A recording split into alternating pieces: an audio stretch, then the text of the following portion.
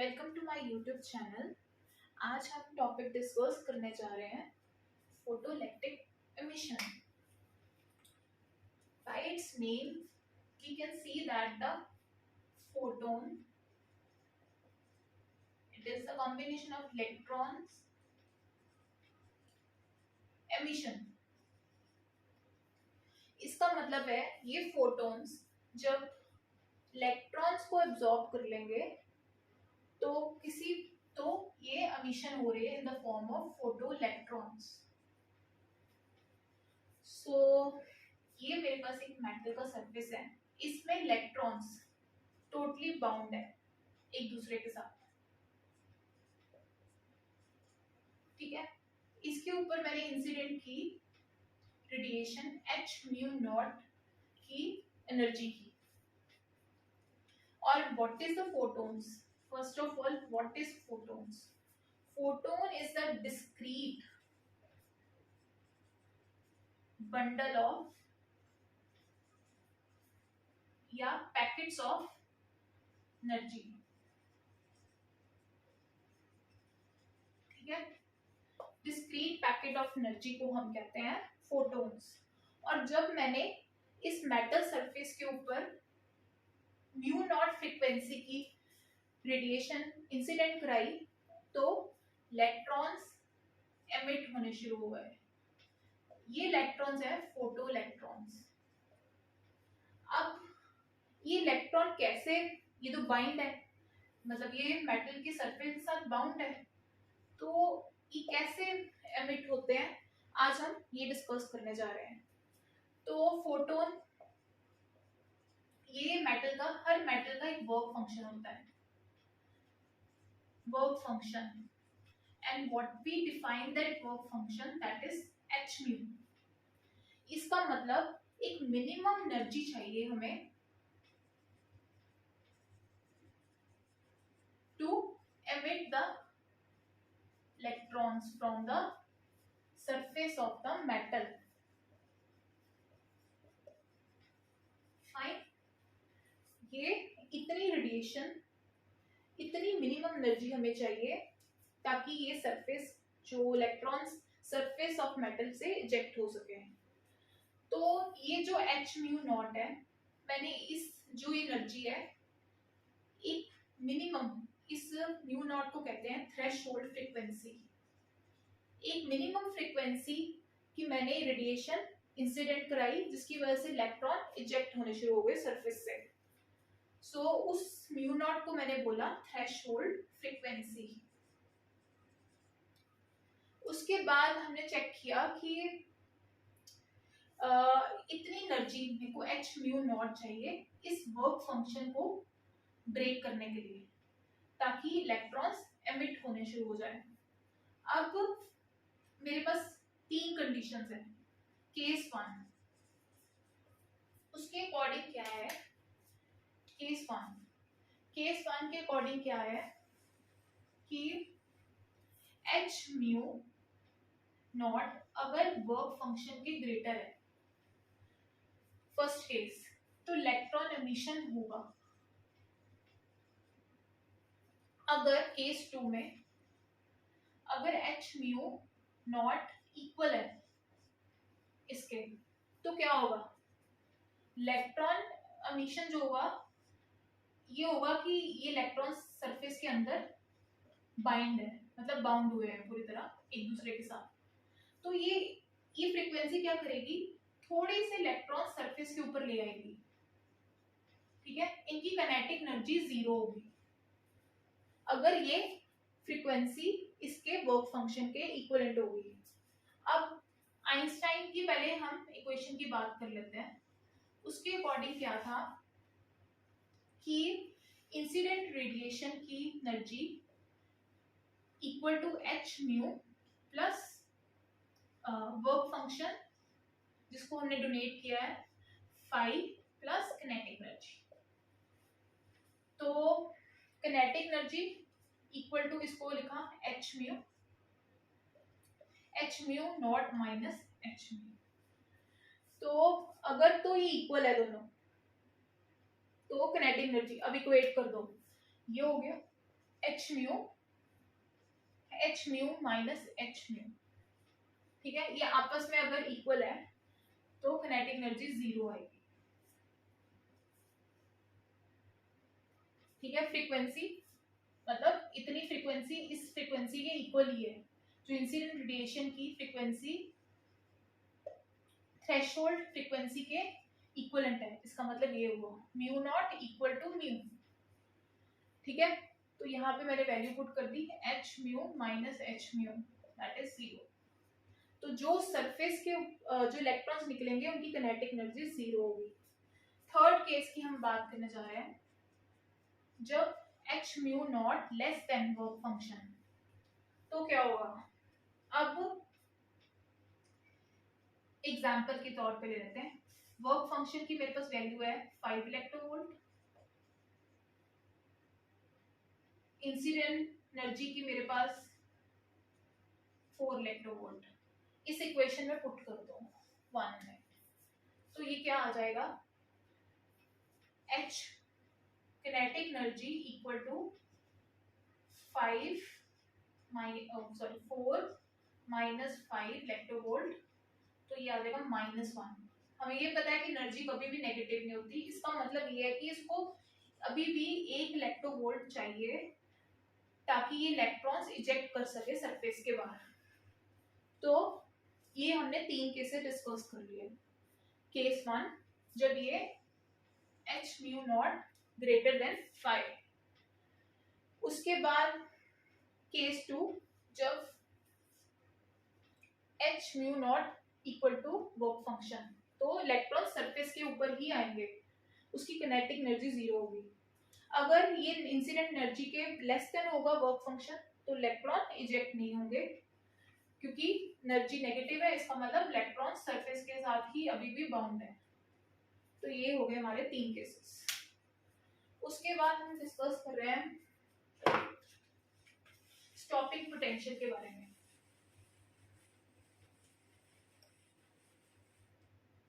अब stopping potential क्या है। स्टॉपिंग पोटेंशियल, इसके नाम से पता लग रहा है कि हम एक पोटेंशियल दे रहे हैं जो इलेक्ट्रॉन्स को स्टॉप कर रही है। मैंने एक सर्किट लिया, ये मेरे पास एक फोटो सेंसिटिव प्लेट है, इसके ऊपर मैंने रेडिएशन इंसिडेंट कराए, फोटोन्स एमिट कराए, ठीक है। तो इंसिडेंट कराए तो जिसकी वजह से इलेक्ट्रॉन्स निकलने शुरू हो गए। कुछ तो सरफेस के ऊपर ही है अभी, और कुछ की किनेटिक एनर्जी बहुत ज्यादा है, और ये कलेक्टर प्लेट के पास जा रहे हैं। कलेक्टर जो इलेक्ट्रॉन्स को कलेक्ट कर रहा है। यहाँ पे मैंने करंट लगाया हुआ है, और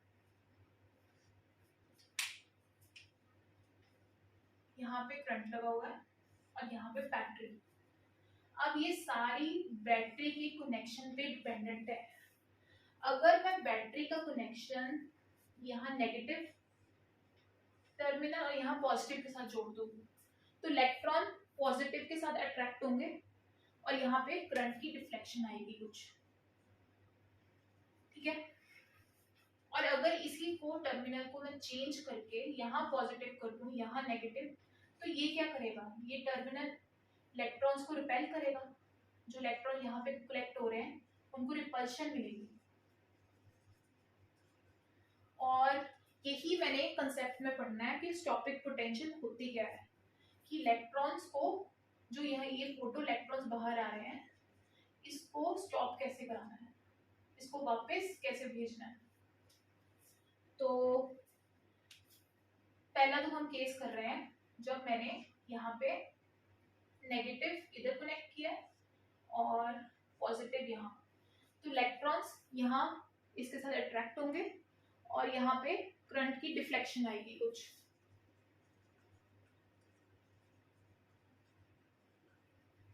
ठीक है।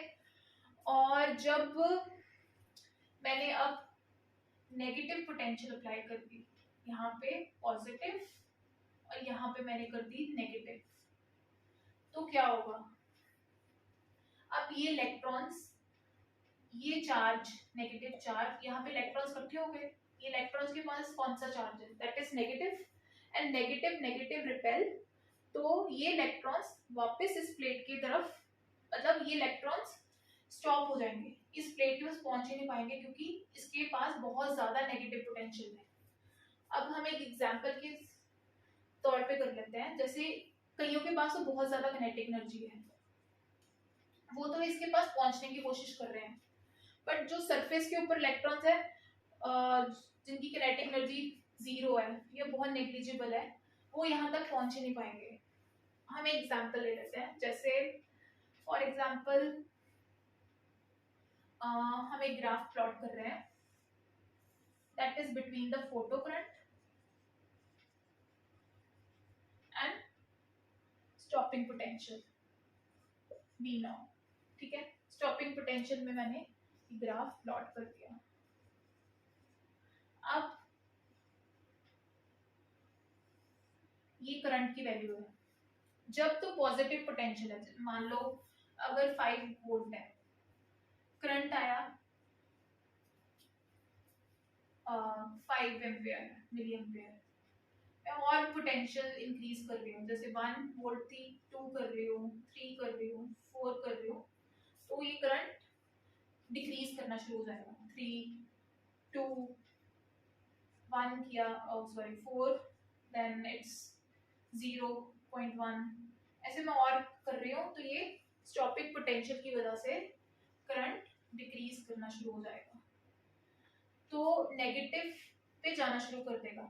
जब तक तो ये पॉजिटिव है यहाँ पे, तब ये पॉजिटिव पोटेंशियल पे ये करंट ये पॉजिटिव साइड पे जब तक है, मतलब जब तक इसकी वैल्यूज पॉजिटिव है 5 3 2, तो तब तक ये कांस्टेंट रहेगा, ठीक है।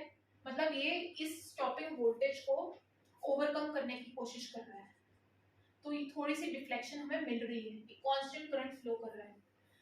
मैंने अगर और वोल्टेज स्टॉपिंग इंक्रीज करनी शुरू कर दी, तो ये डिक्रीज करना शुरू कर देगा, तो इसकी वैल्यू होनी शुरू हो जाएगी -1 -2, 6 पे कुछ -2 -3, तो एक पॉइंट पे ये करंट बिल्कुल 0 हो जाएगा, वो Vs को हम कहेंगे स्टॉपिंग पोटेंशियल, और जहां पे ये फोटो करंट की वैल्यू नेगेटिव या बिल्कुल 0 हो जाएगी, ठीक है।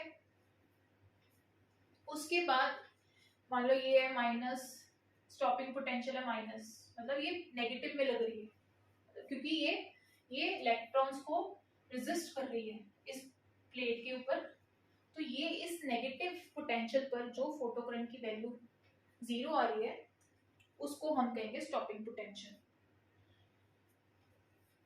अब हमारा जो फोटो करंट है वो डिपेंडेंट है इसके ऊपर इंटेंसिटी पर, number of photo electrons emitted dependent on the intensity, जितने ज्यादा इंटेंस होगी रेडिएशन, उतने ज्यादा इलेक्ट्रॉन सरफेस से एमिट होंगे, ठीक है। और ये जो फोटो करंट है इंडिपेंडेंट ऑफ फ्रीक्वेंसी, फ्रीक्वेंसी के ये बिल्कुल इंडिपेंडेंट है, इंडिपेंडेंट ऑफ फ्रीक्वेंसी, फ्रीक्वेंसी के ऊपर ये डिपेंडेंट नहीं है। फ्रीक्वेंसी के ऊपर कौन डिपेंडेंट है, इलेक्ट्रॉन्स की काइनेटिक एनर्जी, जो इलेक्ट्रॉन्स इस प्लेट के पास पहुंच पा रहे हैं, उनके पास कुछ ना कुछ काइनेटिक एनर्जी जरूर हुई होगी, जिसकी वजह से ये इसके पास पहुंच रहे हैं, तभी हमारे पास कुछ डिफ्लेक्शन आ रही है, तभी हमारे पास एक कांस्टेंट करंट हो रहा है, ठीक है। अगर हम इसकी और इंक्रीज करी जाएंगे स्टॉपिंग पोटेंशियल, तो कुछ टाइम के बाद ये बिल्कुल फोटो करंट 0 हो जाएगा, मतलब उसकी काइनेटिक एनर्जी कुछ तो है जो ओवरकम कर रही है इस स्टॉपिंग V को, V पोटेंशियल को, Vs। So photo current is independent of frequency of the radiation and dependent on the intensity। जितना ज्यादा हम इंटेंस रेडिएशन देंगे, उतनी ज्यादा हमारे पास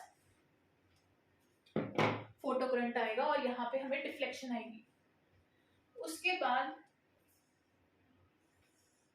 फोटो करंट और यहाँ पे स्टॉपिंग पोटेंशियल। अब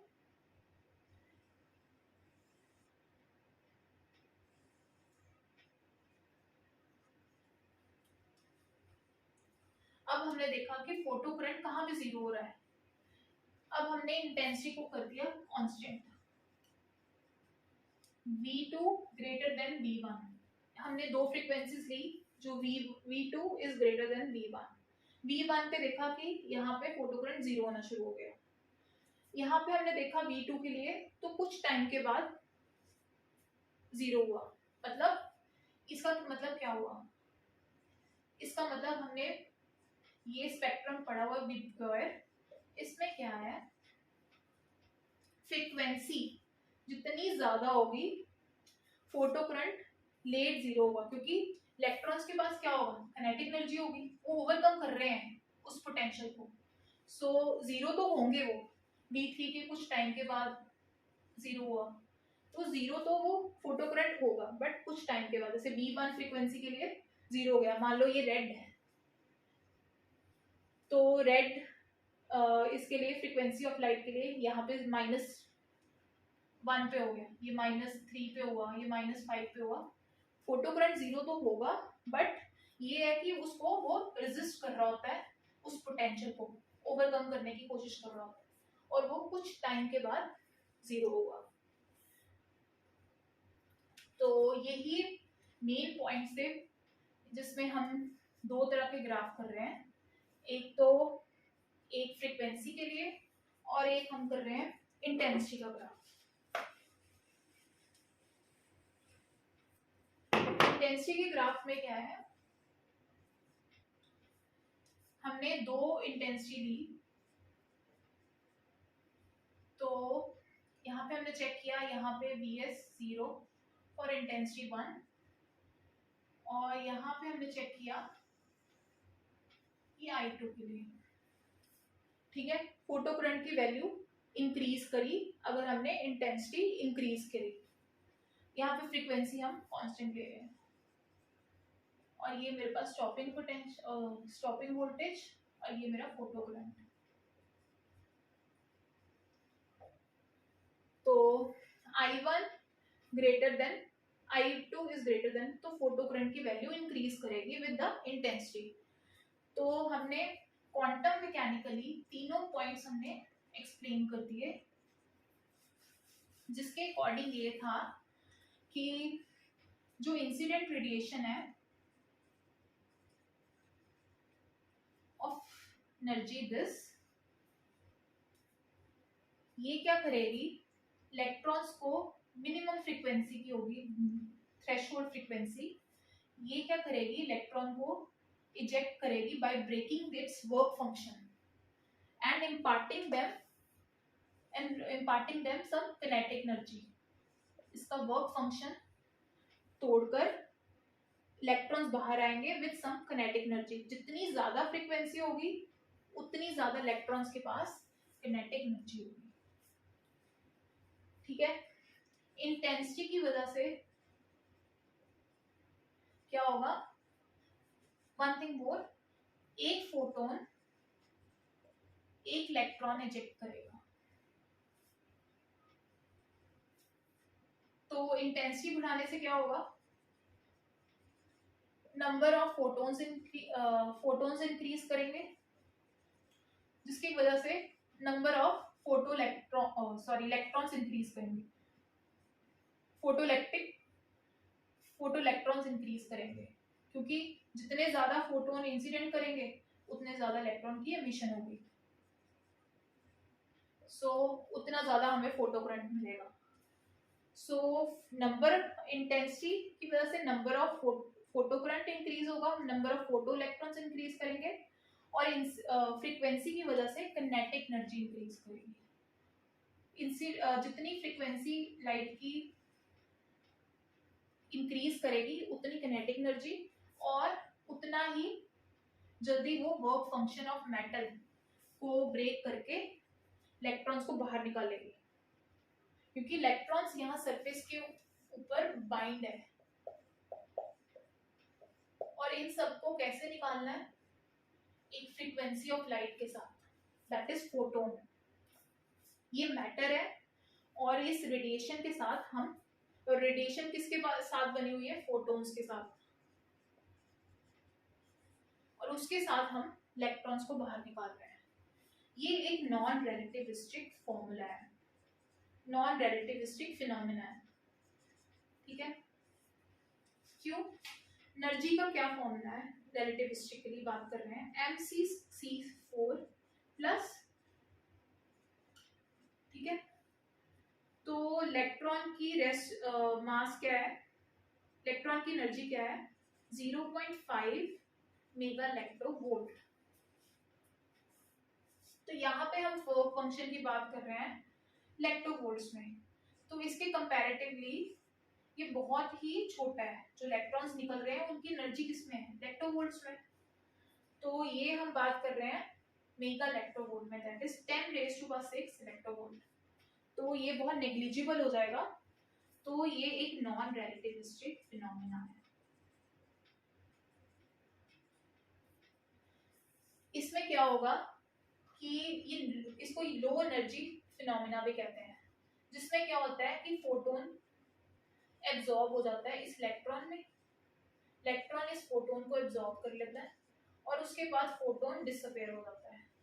उसके बाद सिर्फ फोटोइलेक्ट्रिक इलेक्ट्रॉन्स एमिट होते हैं, फोटोन्स का कोई रोल नहीं है, बस उसको उसमें एब्जॉर्ब हो जाता है, उसको एनर्जी दे देता है, किनेटिक एनर्जी, और वर्क फंक्शन ब्रेक कर देता है, जिसकी वजह से इलेक्ट्रॉन एमिट हो जाते हैं। Work function, minimum energy required to remove the electron from the surface of the metal, उसको हम कहते हैं वर्क फंक्शन। तो ये लो एनर्जी फिनोमेना है जिसमें फोटोन की सारी एनर्जी एब्जॉर्ब कर लेता है, उसके बाद फोटोन डिसअपियर हो जाता है, उसके बाद फोटोन का कोई रोल नहीं है। सो नेक्स्ट टॉपिक जो हम डिस्कस करेंगे इसके बाद वो है Compton effect, that is the relativistic phenomena, ठीक है। और उसमें फोटोन भी प्रेजेंट रहेगा, उसमें सारी एनर्जी, जिसमें इसमें क्या हुआ था, फोटोन की सारी एनर्जी इलेक्ट्रॉन एब्जॉर्ब कर लेता है, ठीक है। उसमें क्या होगा कि फोटोन प्रेजेंट रहेगा, कुछ एनर्जी इलेक्ट्रॉन में जाएगा, तो उसको मिड एनर्जी फिनोमेना भी कह देते हैं। मतलब ये लो एनर्जी फिनोमेना और ये मिड एनर्जी, जो हम नेक्स्ट टॉपिक में डिस्कस करेंगे, कॉम्पटन इफेक्ट। और ये एक रिलेटिविस्टिक फिनोमेना भी है, इसमें हम रिलेटिविस्टिक एनर्जी फिनोमेना यूज करके देखेंगे कैसे ये रिलेटिविस्टिक फिनोमेना को ओबे करता है। तो यही फोटोइलेक्ट्रिक इमिशन है। तो अगर किसी को कुछ प्रॉब्लम्स है या कुछ है तो आप मुझे कमेंट बॉक्स में अपने क्वेश्चंस लिख सकते हैं, तो I will answer them. So thank you for watching my channel.